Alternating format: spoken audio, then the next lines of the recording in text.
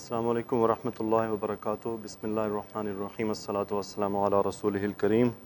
انشاءاللہ سورۃ البقرہ آیت نمبر 219 اور 220۔ اعوذ باللہ من الشیطان الرجیم، بسم اللہ الرحمن الرحیم۔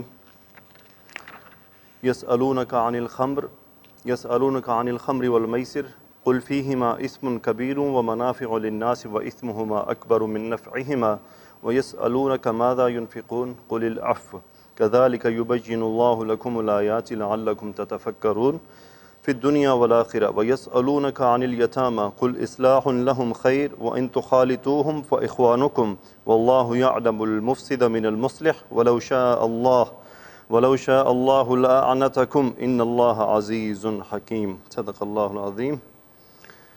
ہاں جی، اب پھر وہ یسألونک، یعنی آپ سے سوال کیا جا رہا ہے، آپ سے بیسیکلی کیا ہے یسألونک، یہ جتنے بھی یہ جو پورشن ہے نا، اس سے پیچھے آپ چلتے جائیں جہاں سے یہ شروع ہوا یسألونک، یہ تمام ہمیں احکامات بتائے جا رہے ہیں۔ تو اگر آپ تفاصیل میں جائیں گے، جو تفسیر معارف القرآن ہے ماشاءاللہ، اس میں تو بڑی خوبصورتی سے اس کو انہوں نے سیگریگیٹ کیا ہے کہ حکم نمبر 1، حکم نمبر 2، حکم نمبر 3، تو اس طرح ایک نمبرنگ کی ہے انہوں نے، تو وہاں پہ آپ کو یہ بہت پیارے انداز میں ملے گا۔ تو کوشش کریں کہ معارف القرآن اگر آپ اس کے سافٹ ڈاؤن لوڈ کر لیں جو اپلیکیشن میں موجود ہے۔ یسألونک،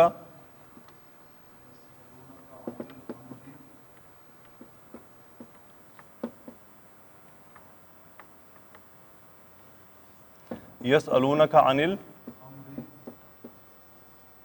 الخمر والمیسر۔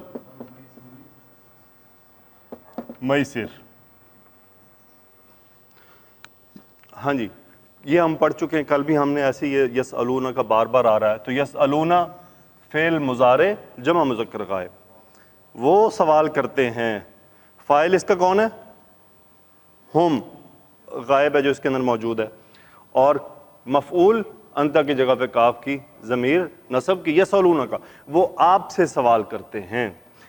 جس کے بارے میں سوال کیا جا رہا ہے وہ ان کے ساتھ آ رہا ہے۔ عن الخمری، عن الخمری، واو حرف عطف، اسی کے ساتھ والمیسری۔ خمر کسے کہتے ہیں جی؟ ہم اچھی طرح جانتے ہیں، شراب کو۔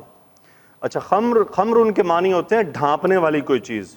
کون سی کیا چیز جی؟ جو ڈھانپنے والی، اسی سے خمار ہے، خمار ہے نا عورت کا ڈھانپنے والا جو ہوتا ہے، تو خمار بھی اسی سے ہے۔ تو خمر ان کا مطلب ڈھانپنے والا، مراد کیا ہے؟ یہ ایک ایسی چیز ہے، تو یہ اس میں ذات میں پھر یہ شراب کا نام ہے پراپرلی، خمر۔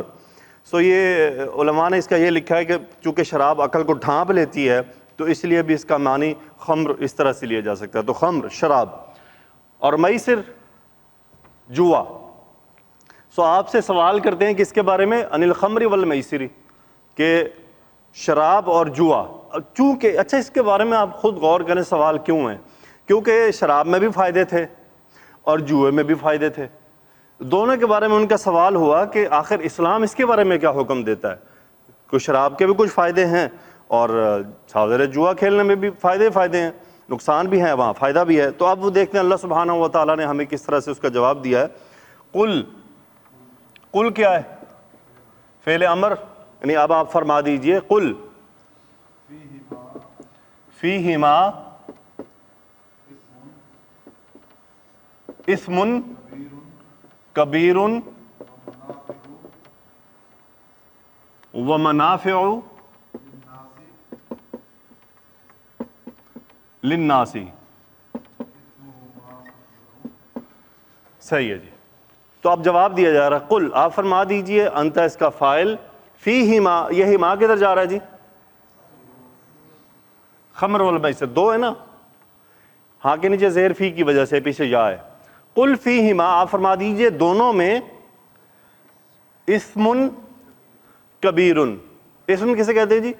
گناہ، اور گناہ بھی کیسا؟ بڑا گناہ ہے۔ اور مزید کیا ہے؟ اسم کبیر تو ہے، ومنافع للناس، منافع کیا ہے مطلب ہے جی؟ جمع کی صورت میں ہے یہ منافع، نفع، ہاں جی، تو کیا ہے؟ زیادہ اس کے اندر نفع ہے، منافع، اس میں نفع موجود ہیں، کس کے؟ کن کے لیے؟ لام حرف جر للناس، لوگوں کے لیے، تو اس میں بڑا گناہ بھی ہے اور لوگوں کے لیے نفع بھی موجود ہیں. آگے کیا ہے جی؟ موجود ان، اس کی خبر جو ہے وہ محذوف ہے. آگے کیا ہے؟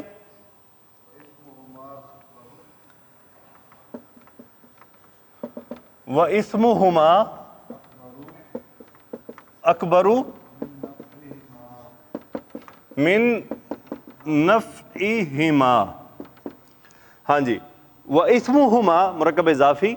اب یہ ہما پھر کدھر جا رہا ہے جی؟ واپس دونوں کی طرف. اور ان دونوں کا گناہ، اس میں تفضیل سپرلیٹو ڈگری، اکبرو نہیں، بہت بڑا نہیں ہے، کمپیریٹو آ رہا ہے. اگر آگے کمپیریٹو نہ ہو تو پھر بہت بڑا کہیں گے. اگر جیسے اللہ اکبرو کمپیریٹو نہیں ہے، اللہ بہت بڑا ہے. جو علماء جو ترجمہ کیا جاتا ہے نا اللہ سب سے بڑا ہے، اس کا مطلب کمپیریٹو میں کچھ ہے. اور اگر کہا جائے اللہ اکبرو کہ اللہ بہت بڑا ہے، کمپیریٹو میں کچھ نہیں ہے. میں نے یہ مولانا مکی صاحب کو سنا، وہ فرماتے ہیں جو کہتے ہیں نا اللہ سب سے بڑا ہے، یہ نہ کہا کرو، اس کا مطلب اور بھی بڑے ہیں. اور اس کا ترجمہ ہے کیونکہ آگے کمپیریٹو تو ہے ہی نہیں. اللہ اکبر، اللہ سب سے بڑا ہے، یعنی اللہ ہی بڑا ہے اور کوئی نہیں ہے، کوئی بڑا شڑا نہیں ہے. اور کہتے جب آپ کہتے ہیں نا اللہ سب سے بڑا ہے تو پھر اس کا مطلب آپ کچھ اور بھی موجود ہیں. صاحب ذرا تبھی ہوگا نا کہ ان میں سے آپ نکال کے لے کے آ رہے ہیں. ہاں جی ادھر دیکھیں اب من موجود ہے.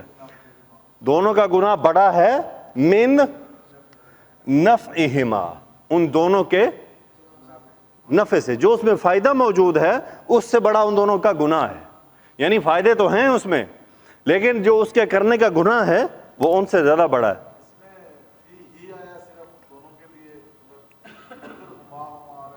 کہاں فی ہی ہے؟ کل فیہما، ان دونوں میں.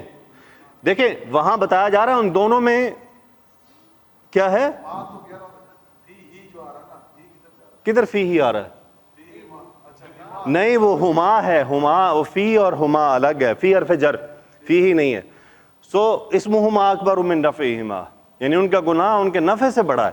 فائدہ تو موجود ہے لیکن گناہ اس کا استعمال کرنے کا گناہ بڑا ہے کیونکہ اس کے اثرات بہت خطرناک ہے. آگے کیا ہے جی؟ اب یہ بات یہاں کلیئر ہو گئی، یعنی اب نیکسٹ حکم آ گیا. چلے اس کو ہی میں وَيَسْأَلُونَكَ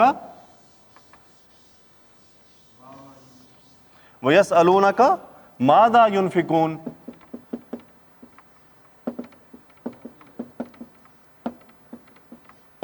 مَاذَا يُنْفِقُونَ وَيَسْأَلُونَكَ، پھر وہی سیم چیز، اور وہ آپ سے سوال کرتے ہیں. میں نے آپ کو ماذا کا مطلب کیا کچھ، ماذا ينفقون، ينفقون فعل مضارع واحد جمع مذکر غائب کا صیغہ، وہ خرچ کرتے ہیں یا وہ خرچ کریں گے. ماذا ينفقون کہ وہ کیا کچھ خرچ کریں. آگے کیا ہے جی؟ قل العفو، قل پھر وہی آپ فرما دیجئے العفو حالت نصب میں. دیکھیں عفو کا مطلب ہوتا ہے درگزر، معافی. کیا مطلب ہے جی؟ معافی کرنا. اچھا ابھی اس کا یہاں پہ دیکھیں کیسے آپ ایڈجسٹ کریں گے.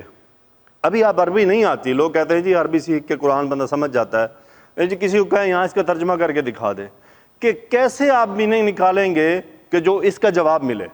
ماذا ينفقون قل العفو، ہم کیا کچھ خرچ، یعنی وہ کیا کچھ خرچ کرے. قل العفو آپ نے فرمایا، آپ فرما دیجئے العفو درگزر، معافی. جواب تو نہیں مل رہا، ایسے ہی ہے نا جی. تو یہاں پہ علماء نے فرمایا ہے ایک تو انفقو فعل امر خرچ کرنے کا محذوف ہے کہ تم سب خرچ کرو.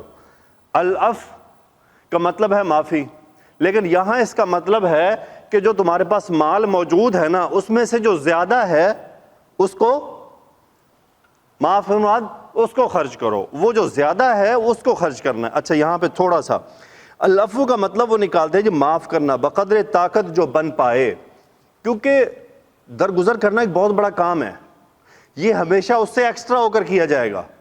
یعنی کسی نے آپ کے ساتھ زیادتی کی اور اب آپ نے اسے معاف کرنا ہے تو آپ کو اس تمام باتوں سے اوپر آ کے زیادہ ہو کے اس بات کو چھوڑنا پڑے گا. تو علماء نے یہاں سے اس کا نقطہ نکالا ہے. اس کا مطلب یہی ہے کہ جو آپ کا مال زیادہ ہو گیا اس کو معاف کر دیں. معاف کرنے سے مراد اس کو اللہ کی راہ میں خرچ کریں, اس کو زیادہ. ایک حدیث میں آتا ہے ابن آدم, مفہوم جس کا مطلب ہے میں نے آج گروپ میں شیئر کی تھی, کوئی پڑھ کے سنائے گا جی کیا تھی؟ کیونکہ حدیث کے معاملے میں بہت زیادہ کیئرفل رہنا چاہیے کہ اپنی طرف سے کوئی لفظ ایڈ نہ ہو جائے.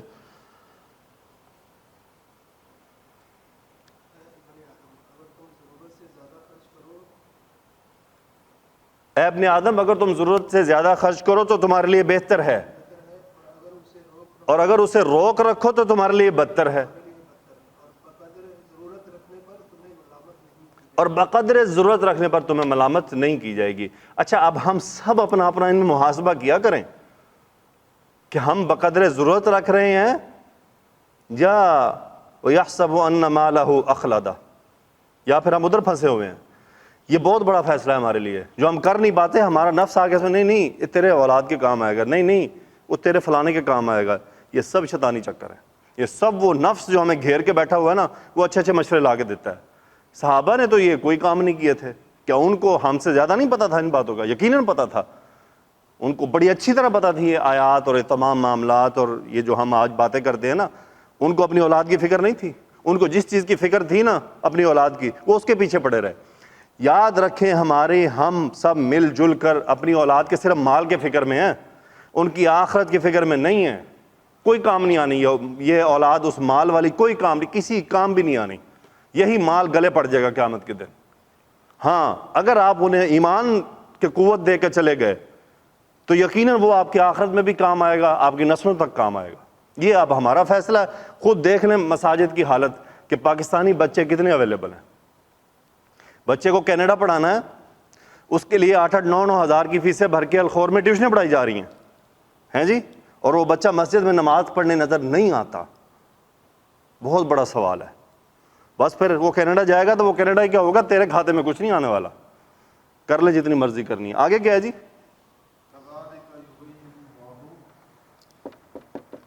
کذالک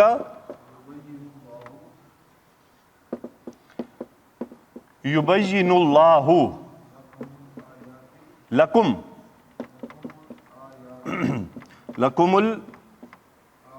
الآیات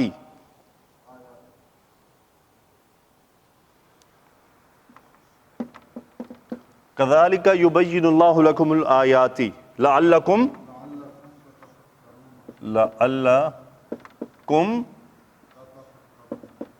تتفکرون. ہاں جی, کذالک کاف حرف جر, ذالک اسی طرح, اس کا ترجمہ ہم بہت دفعہ کر چکے ہیں. اسی طرح بیان یبین باب تفعیل, وضاحت کرنا, واضح کرنا, کھول کر رکھ دینا. یبین فعل مضارع واحد مذکر, اللہ فاعل. یبین اللہ, اللہ واضح کرتا ہے. لکم لام فجر کم انتم, لکم تم سب کے لیے کیا واضح کرتا ہے؟ الآیاتی. دیکھیں یہ حالت نصب ہے کیونکہ یہ اس کا مفعول ہے یبین کا. یبین اللہ لکم الآیاتی, اللہ تمہارے لیے آیات کو واضح کرتا ہے, کھول کر بیان کرتا ہے. لعلکم, اب یہ ہم کئی بار پڑھ چکے ہیں, لعلکم تتقون, لعلکم تفلحون, تو لعلکم تتفکرون. اب یہ ہے فا کاف را مادہ. فکر یفکر باب تفعیل میں اس کا مطلب ہوتا ہے کسی چیز پہ مسلسل غور و فکر کرنا, کسی چیز پہ مسلسل غور و فکر کرنا. اور تتفکرون کا مطلب ہوتا ہے سوچ و بچار کرنا. یعنی یہاں پہ اور وہاں پہ تدبیر کے لیے ہو سکتا ہے, یہاں تدبیر نہیں ہے. دیکھیں فکر یفکر میں تدبیر ہے. فکر وکیف قدر, ایک سورہ میں آیا ہے کہ اس نے غور و فکر کیا اور پھر کیسی تدبیر کی. لعلکم تتفکرون, اب یہ کون سا غور و فکر ہے؟ اس میں تدبیر نہیں کرنی, اس میں غور کرنا ہے کہ ہمارے لیے کیا موجود ہے. وہ جو اللہ کی آیات ہیں ان نشانیوں پہ غور کر کے ہم نے اسے ہدایت حاصل کرنی ہے. لعلکم تتفکرون, تاکہ تم سوچ بچار کرنے والے بنو. آگے کیا ہے جی؟ اچھا دیکھیں یہاں پہ آپ کو لا ملے گا، پاکستان میں جو بر صغیر کے قرآن پاک ہیں یہاں پہ آپ کو لا ملے گا. کیوں لا ہے؟ کیونکہ یہ آگے بات جا رہی ہے. آپ ایسے کیا کریں، اب آپ ماشاءاللہ عربی سمجھنے لگ گئے ہیں، اب آپ جب قرآن کی قرات کیا کریں نا تو یہ جو لا وغیرہ کوشش کریں یہاں کنٹینیو کیا کریں، بھلے وہ آیات کے بیچ میں کیوں نہ آ رہا ہو. کیونکہ بات کنٹینیو ہو رہی ہے. فی الدنیا والآخرہ، بس یہاں پہ تو یہ مطلب کیا ہے؟ لعلکم تتفکرون فی الدنیا والآخرہ، یعنی آپ غور و فکر کرنے والے بن جائیں. کس میں؟ دنیا میں اور آخرت، یعنی دنیا کے بارے میں اور آخرت کے بارے میں اللہ نے جو نشانیاں بیان کی ہیں ان کو دھیان میں رکھتے ہوئے. آگے کیا ہے جی؟ دیکھیں اگلی بات آ گئی دوبارہ سے یسألونک کا ایک اور حکم. یسألونک عن الیتامی، ہاں جی، پھر وہی، اور وہ آپ سے سوال کرتے ہیں کس کے بارے میں؟ یتیم ان کی جمع یتاما، یتیموں کے بارے میں. آگے کیا ہے جی؟ قل اصلاح لہم خیر، صحیح ہے جی. آپ فرما دیجئے کیا ہے؟ اصلاح لہم خیر. یہ ہم کہاں جا رہا ہے جی؟ یتاما پہ، یعنی ان کے لیے اصلاح کیا ہے؟ بہتر ہے، بہتر ہے. یہ ابھی بات آگے کنٹینیو ہے، آگے یہ بات آگے چل رہی ہے، اب اس کو ہم آگے لے کے چلتے ہیں. آگے کیا ہے جی؟ وَإِن تُخَالِطُوهُمْ، یہاں سے اب جواب آئے گا فَإِخْوَانُكُمْ، بس فَإِخْوَانُكُمْ. ہاں جی، ان حرف شرط ہے، تخالطون کا یہاں سے نون ڈراپ ہے شرط کی وجہ سے، اور یہ فا سے اس کا جواب ہے. تخالطو، تخالطون، خالطا یخالطو، باب مفاعلہ، اس کا مطلب ہوتا ہے رل مل جانا. کیا ہے جی؟ رل مل جانا، گھل مل جانا، رل مل جانا. سو وَإِن تُخَالِطُوهُمْ کیا ہے؟ مفعول. وَإِن تُخَالِطُوهُمْ، اگر تم ان میں رل مل جاؤ، گھل مل جاؤ، فَإِخْوَانُكُمْ، بس وہ تمہارے بھائی ہیں. یعنی ان کے ساتھ کیسا رویہ رکھنا ہے؟ بہتر یہ ہے کہ وَإِن تُخَالِطُوهُمْ فَإِخْوَانُكُمْ، اگر ان کے والدین مر گئے ہیں تو وہ تمہارے، انما المؤمنون اخوۃ، تمہارے بھائی ہیں، تو ان کے ساتھ ویسے ڈیل کرو. آگے کیا ہے جی؟ اچھا اس کے اندر ایک اور ہے، یہ مفاعلہ کے باب میں آگے اس کا مطلب ہوتا ہے رل مل جانا، اور باب افتعال میں اختلط یختلط، اس کا مطلب ہوتا ہے مختلف چیزوں کا ملنا آپس میں، جسے ہم کہتے ہیں نا خلط ملط کر دیا ہے، ہم استعمال کرتے ہیں، تو وہ دوسرے باب میں جائے گا یہ. تو یہاں اس کا مطلب ہوگا رل مل جانا. آگے کیا ہے جی؟ واللہ یعلم المفسد من المصلح، لیکن بات ہی مکمل ہوگی. اللہ یعلم، یعلم فعل مضارع واحد مذکر، اور اللہ جانتا ہے کس کو؟ فساد کرنے والے کو. مفسد، فساد پیدا کرنے والا. المفسد نسب ہے، مفعول ہے یعلم کا، کہاں سے؟ من المصلح.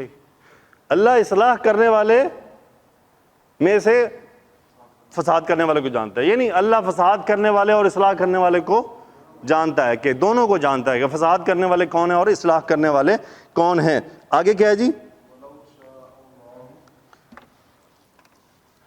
وَلَوْ شَاءَ اللَّهُ، ہاں جی، لَأَعْنَتَكُمْ إِنَّ اللَّهَ عَزِيزٌ حکیم. لو کا کیا مطلب ہوتا ہے جی؟ اگر. شاء یشاء، چاہنا، شاء فعل ماضی واحد مذکر، اللہ فاعل، ولو شاء اللہ. اب لو کی وجہ سے ہم حال میں ترجمہ کریں گے. اگر اللہ چاہتا، اعنتکم باب افعال، عین نون تا مادہ، اس کا مطلب ہوتا ہے کسی کو مشکل میں ڈال دینا، کسی کو مشکل میں ڈالنا. اعنت یعنت، سو اعنت فعل ماضی واحد مذکر کا صیغہ، اعنت اس نے مشکل میں ڈالا، کم مفعول انتم فاعل. سو ولو شاء اللہ لأعنتکم، اگر اللہ چاہتا تو تم سب کو مصیبت میں ڈال دیتا. اللہ نے مصیبت میں نہیں ڈالا. دیکھیں بات بہت بڑی تھی، یہاں پہ بڑی بات چھپی ہوئی ہے کہ اللہ تعالیٰ نے احکامات جو دیے ہیں اس میں مصیبت میں نہیں ڈالا. یہ ہم تفسیر میں دیکھیں گے وہ مصیبت کیا تھی. ان اللہ عزیز حکیم. عزیز کیا ہوتا ہے جی؟ زبردست، اور حکیم حکمت والا. دیکھیں آیات سے کانٹیکسٹ کہ اللہ زبردست بھی ہے اور ساتھ حکمت والا بھی ہے. یہ سارے باتیں حکمت کی ہیں. وہ جانتا ہے کہ کیا حکم دینا ہے اور کس وقت دینا ہے اور کس مناسبت سے دینا ہے، اور اس کے اندر ہمارے لیے فوائد کیا چھپے ہوئے ہیں. سو انشاءاللہ اب ہم اس کی تفسیر دیکھتے ہیں.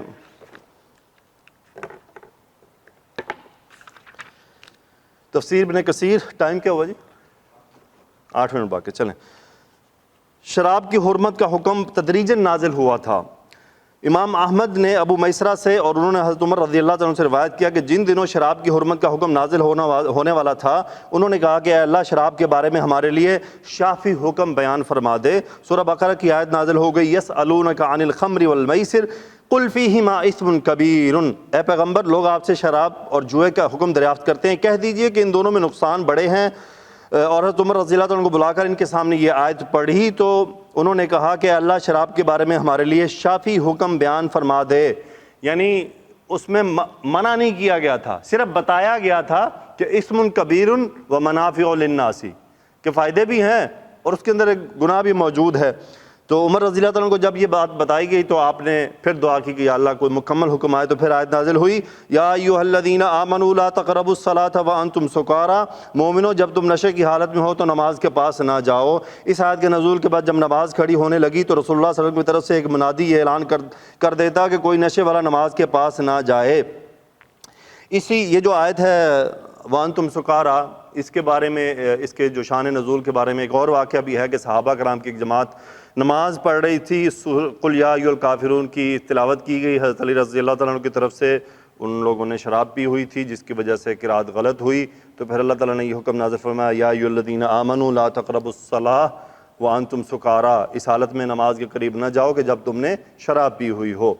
اچھا یہ خیر بڑا اس روایت کو لے کے نا شیعہ بہت کچھ شور مچاتے ہیں کہ جی بھائی جب تک وہ حلال تھی، حرام نہیں تھی، تو صحابہ میں سے کچھ جماعت تھی جو پیتے تھے، سارے تو نہیں پیتے تھے، لیکن وہ ہماری طرح تو نہیں تھے جو ہمارے یہاں حال ہوتا ہے. وہ بھی ایک بقدر ضرورت جو ان کی جو بھی ریکوائرمنٹ تھی. بہرحال جب ایک چیز حلال تھی اس وقت، حرام نہیں تھی، ممنوع نہیں تھی، تو صحابہ اس کا استعمال کرتے تھے.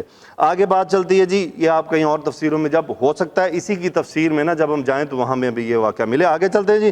عمر رضی اللہ تعالیٰ عنہ کو بلا کر ان کے سامنے اس آیت کو پڑھا گیا تو انہوں نے یہی کہا، اللہ شراب کے بارے میں ہمارے لیے شافی حکم فرما دے کہ یہ بھی ابھی پورا نہیں ہے، کہ اس میں صرف ابھی نماز سے منع کیا گیا لیکن ابھی بات. تو پھر آیت نازل ہوئی جو سورہ مائدہ میں حضرت عمر رضی اللہ عنہ کو بلا کر جب اس آیت کو پڑھا گیا اور اس کے آخر میں یہ الفاظ تھے فہل انتم منتہون، تو پھر کیا تم ان برے کاموں سے باز آتے ہو؟ حضرت عمر رضی اللہ عنہ نے فرمایا انتہینا، ہم اس سے باز آئے، ہم ان سے باز آئے. امام بن علی بن مدینی رحمۃ اللہ نے فرماتے ہیں کہ اس حدیث کی سند صالح اور صحیح ہے. امام ترمذی نے بھی اس حدیث کو صحیح قرار دیا ہے، یہ جس میں یہ روایت ہے انتہینا. اس کے بارے میں بات فرماتے ہیں سورہ مائدہ کی آیت کریمہ، یا ایھا الذین آمنوا انما الخمر والمیسر والانصاب والازلام رجس من عمل الشیطان فاجتنبوہ لعلکم تفلحون. سورہ مائدہ کی تفسیر میں اسے بیان کریں گے، وہ لکھتے ہیں آگے چل کے ہم اس کو بیان کریں گے، وہاں اس کی پوری تفصیل آئے گی. ارشاد باری تعالیٰ یسألونک عن الخمر والمیسر، اے پیغمبر لوگ آپ سے شراب اور جوئے کا حکم دریافت کرتے ہیں. یہاں خمر سے مراد جیسا کہ امیر المومنین حضرت عمر بن خطاب سے روایت ہے کہ ہر وہ چیز جو عقل کو ڈھانپ لے، جیسا کہ سورہ مائدہ میں اس کا بیان آئے گا، جو اور میسر سے مراد جوا ہے. ارشاد باری تعالیٰ قل فیہما اسم کبیر و منافع للناس، کہہ دیجئے کہ ان دونوں میں نقصان بڑے ہیں اور لوگوں کے کچھ فائدے بھی ہیں، یعنی ان کے نقصانات دین کے اعتبار سے ہیں جبکہ فوائد کا تعلق دنیا سے ہے۔ یہ بدن کو فائدہ پہنچاتی ہے، کھانے کو ہضم کرتی ہے، جسم سے فضلات کو نکالتی ہے، بعض ذہنوں کو جلا بخشتی ہے اور لذت اور سرور پیدا کرتی ہے۔ اسی طرح خرید و فروخت کی صورت میں اس سے دنیاوی فائدے حاصل ہوتے ہیں۔ اسی طرح جوئے سے حاصل ہونے والی رقم انسان اپنے نفس یا اہل و عیال پر خرچ کر سکتا ہے، لیکن یہ فوائد منافع ان واضح اور نمایاں نقصانات کے مقابلے میں بالکل ہیچ ہیں جو اس سے دین اور عقل کو پہنچتے ہیں۔ اسی لیے اللہ تعالیٰ نے فرمایا وَإِثْمُهُمَا أَكْبَرُ مِن نَفْعِهِمَا، مگر ان دونوں کے نقصان ان کے فائدے سے کہیں زیادہ ہیں۔ یہ آیت کریمہ شراب کو قطعی طور پر حرام کیے جانے سے قبل اس کی حرمت کی تمہید تھی، یعنی اللہ تعالیٰ اس امت کا اب دماغ بنا رہے تھے۔ دیکھیں بہت، کیونکہ شراب کثرت سے استعمال کی جاتی تھی تو اللہ تعالیٰ نے ایک دم کٹ نہیں کیا، پہلے اس کے بارے میں لوگوں کو بتایا ہے کہ اس کے اندر نقصانات بھی ہیں۔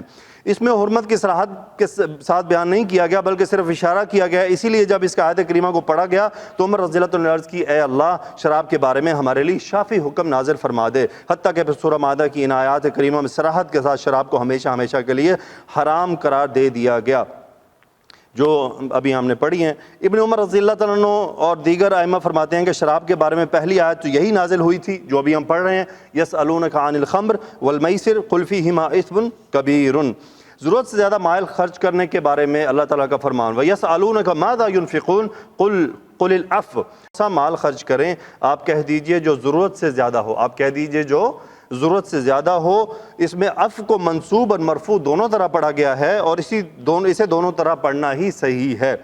حکم نے مقسم سے اور انہوں نے ابن عباس رضی اللہ عنہ سے روایت کیا کہ اس کے معنی یہ ہے کہ تمہارے اہل و عیال کی ضرورت سے زیادہ ہو۔ یہ بات یاد رہے کہ اپنے اہل و عیال کی ضرورت کو کاٹ کے وہ کام نہیں کرنے، پہلے ان کی ضرورت کو پورا کرنا ہمارے اوپر فرض ہے، ضروریات کو پورا کرنا، عیاشی کو نہیں۔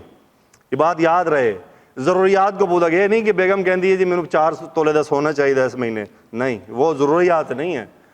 تو پہلے ہمیں ضروریات کو بھی سمجھنا ضروری ہے ہمارے لیے۔ دیکھیں دین واضح ہے، ہم نے خود ہمارے نفس نے ہمیں گھمایا پھرایا ہوا ہے، اس کے اندر ہمیں تھوڑا کھلنا پڑے گا، ہر چیز کو ڈیپلی دیکھنا پڑے گا، کس کے کیا معنی ہیں، کس کا کیا مطلب۔ دیکھیں جب ہم کلیئر ہوں گے نا کسی بات پہ تو ہم فیصلہ لیتے ہوئے بڑے مضبوط ہوں گے، ہمیں کوئی نہ تو شیطان چکر دے سکے گا اور نہ ہی ہمیں لوگوں کی باتیں چکر دے سکے گا، کیونکہ ہم انہیں دلائل کے ساتھ جواب دے سکتے ہیں۔